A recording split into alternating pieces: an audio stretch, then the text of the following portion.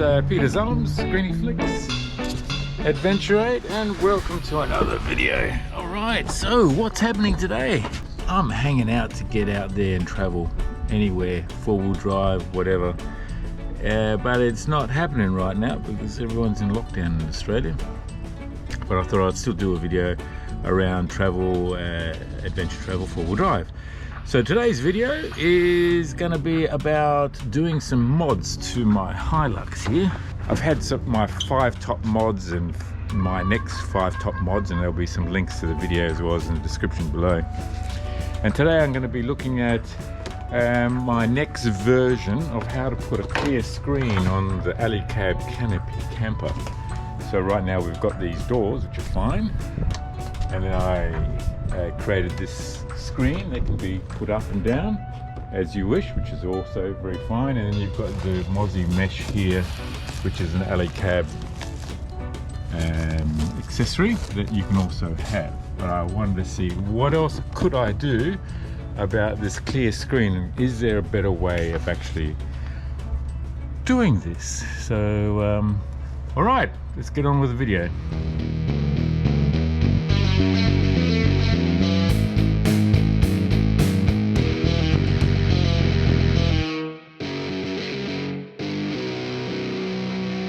Four-wheel drive right now, which is Toyota Troopy, is stuck in Central Australia in Alice Springs. Can't retrieve it, can't continue the journeys around Australia, can't continue the tours. Oh well, them's the breaks, as they say. But anyway, notice the hat, iTech World. I'll put in a plug for iTech World. This is a joke, plug, put in a plug.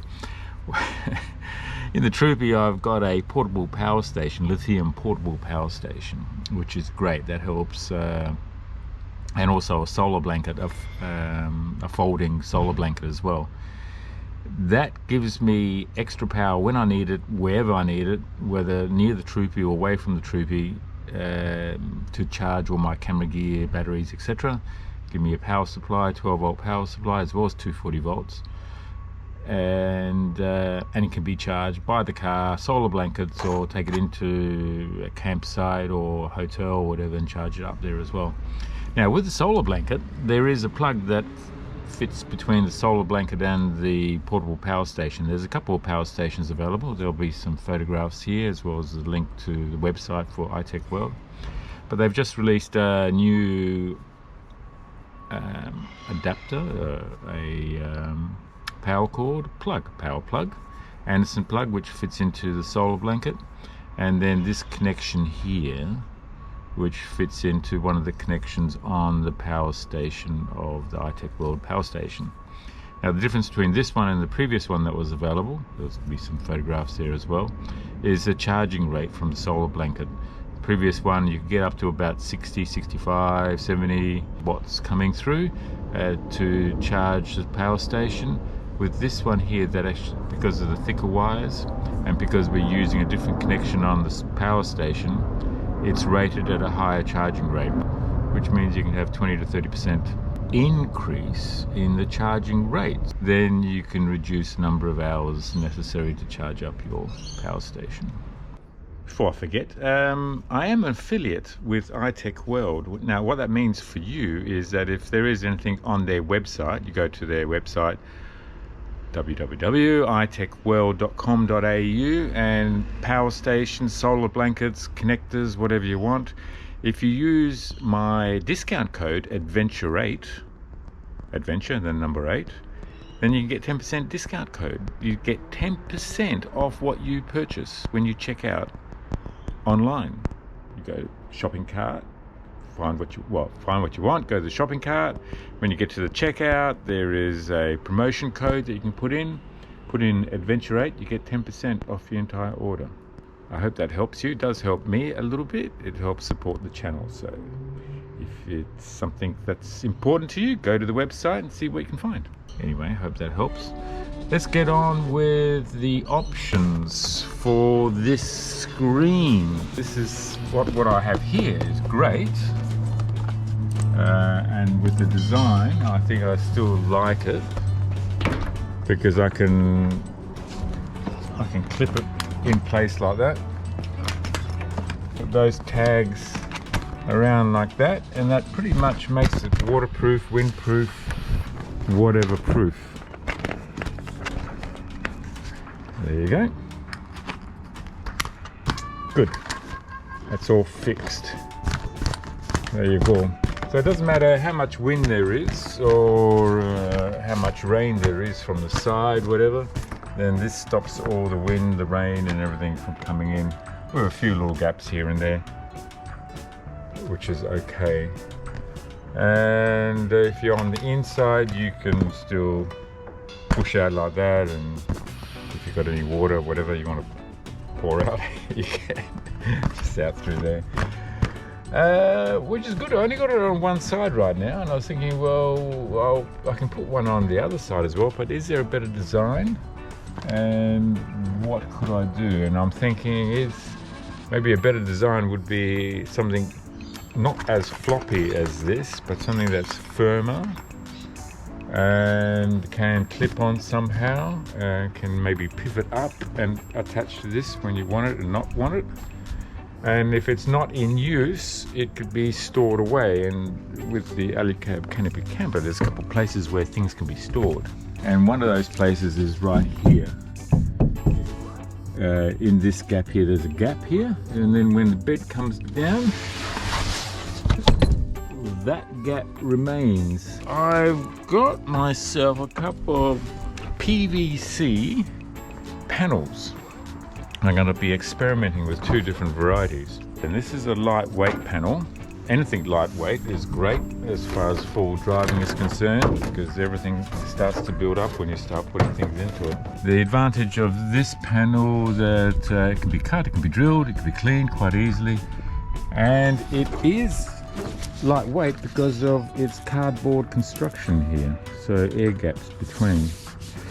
Now the other feature of this panel is that yes, it is clear, but because you've got two panels there, you've got this ribbing in between, it means that it's sort of translucent and gives you an element of privacy. You see, privacy. Once you take off the plastic protector here, the blue protector on both sides, and now you can sort of see how much you see. So if you're inside, then you put your face right up against it, you can actually see out. If you come back a bit, then you can still see out. But if I was inside, then it becomes a bit more private, I suppose. So that's one type of screen. And I've got another panel, which I'm going to try out. Another PVC screen, but it's a much heavier density, solid density, and therefore quite a bit more weight behind it as well. This panel is about 3 millimeters thick. It's completely clear, so you can see quite easily both ways through it. No doubt being PVC will scratch your time, but I guess with a bit of care you'll be okay with this. It's the same size, 1.2 meters long, 600 wide. The advantage of this heavier screen, besides excellent clarity and chemical resistance, it's a high fire rating, self-extinguishing, which is really important. One of the reasons for the whole design of my camper here is that in an emergency I can still cook inside. You've got to be really careful. So with a gas cooker as opposed to a metho burner or something like that, then you can at least boil up a cup of something or cook something light inside with protection away from the wind and also the elements. This panel, the fire resistant panel, would probably make sense to have here on this side of the camper where I have the fridge and where I have the table, and if I was cooking on the inside of this camper, then that's where it would occur. And I'll be looking at how I can attach these to the windows to give me light or privacy. At this stage I'm not going to get rid of my little floppy screen here. I mean, this was an old piece of plastic that I used. That's the reason why it's so daggy. And if I keep this, then I can always get another piece of plastic that is in good condition, and it will look much nicer than the daggy version that I have right now. My first thoughts are, okay, this lip here is just a bent piece of aluminium sheet, but it doesn't bend up again, so there's nothing to clip against there. But here we've got, this is bent sheet as well, so there's a cavity behind there and also a gap between there, so theoretically there could be a piece of aluminium that could sort of, you could sort of slide in there and then clips underneath here and then hangs down. So I've got some strip here. I'm going to first see if I can bend the strip in different ways so I can get in underneath there so they can then just hang down. That's the theory. Let's start bending.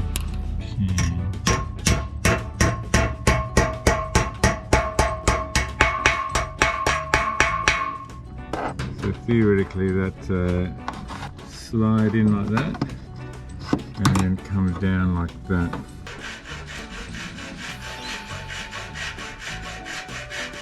Going back to year dot, when I was a youngster, I was actually a metal worker. So one of the first tasks you learn as an apprentice as a metal worker, besides cutting a piece of metal with a hacksaw, is whenever you cut, you got to finish off with a file. And the reason for that is so you don't cut yourself. As soon as you cut metal, it becomes like a blade, and you will cut yourself, you will spike yourself. Always file your metal cuts. Get rid of those burrs, and you'll be happy in the long run when you do that. So I've measured up my bracket. That will go like so. Then I've got a bracket on the other side of the plastic, which is there. Just need to drill out the hole, put a pop rivet on it. Having a piece of aluminium on both sides of the plastic should give it some rigidity and should handle the assembly, disassembly process. Let's see, put that on both ends, and then my first prototype should be up and running. Then it's just a matter of working out how to fasten it to stop it from flapping around, which will be the next task.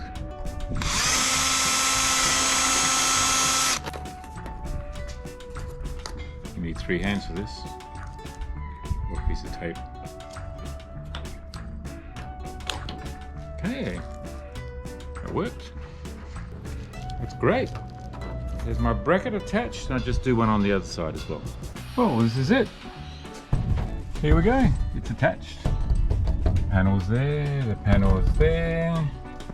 I've got a little piece of string that goes through there, and then they can be attached on the inside. This could be refined, obviously. This piece of string there coming through. You could have a little hook there that clips onto there. Right now, all I've got is I've just tied it off at one of my eyelets here that I'm using, and that's it. Simple as that. So far, so good. All right, so I've got the one panel there, and I'm going to make up the same bracket and the same mechanism for the heavier PVC screen. And we'll see how that looks. Because I can actually still keep my flexi screen there, because that just folds up with the door there, side window door. And then I can still have this detachable screen that goes there. By boom, it's done. Look at this. I've got one window pane there, clear. This is the lightweight corrugated double-sided panel here, and all I've done is just incorporate this little string here and just wrap it around one of my eyelets, which I can adjust, so pull it tighter or leave it loose for the air gap, or a bit tighter. You don't want much of an air gap.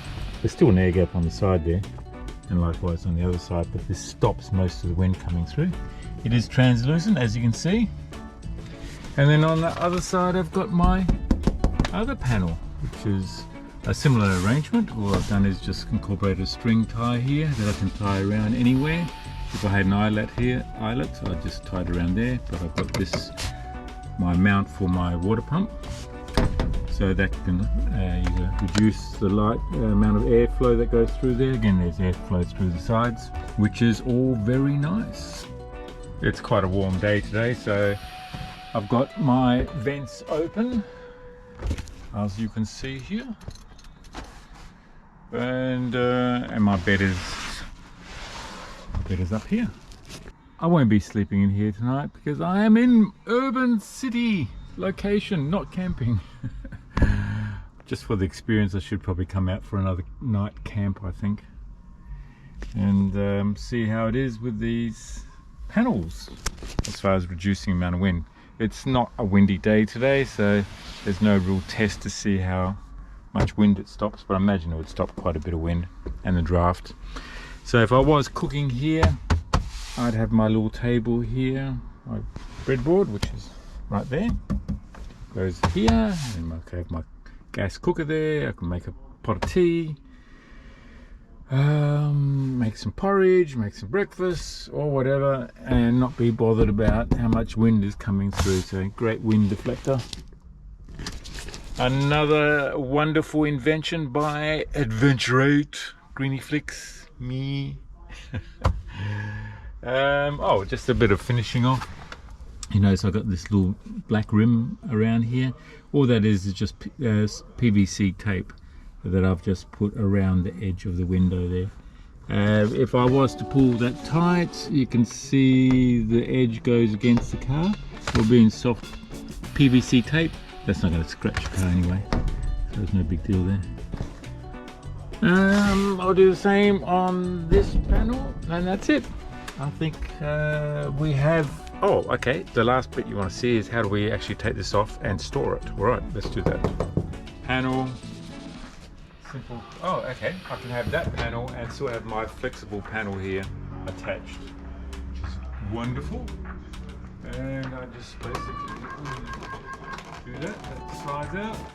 That slides out, and we have a removable panel. There you go, so you can see the edging there.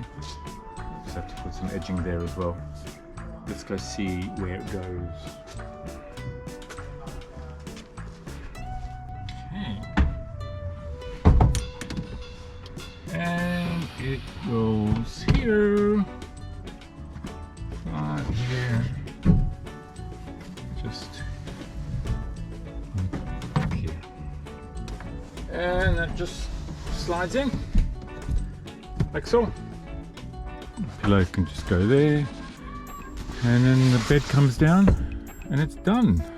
The pillow just acts as cushion.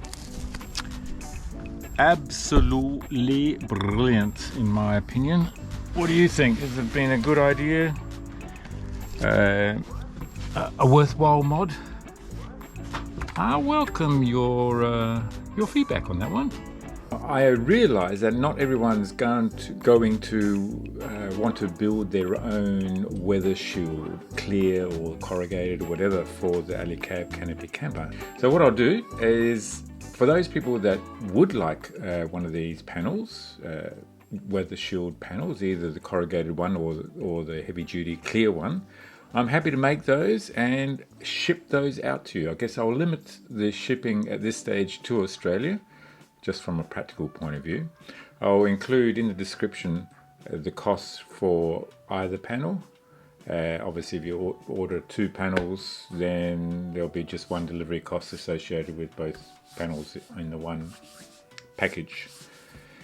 I hope that if that is of interest to you, obviously it's going to be limited to how many orders I get and whether I can supply those orders. But if you are interested, do contact me, and you can contact me via the links here somewhere, and or go to my website adventurate.com.au and make contact with me through that process.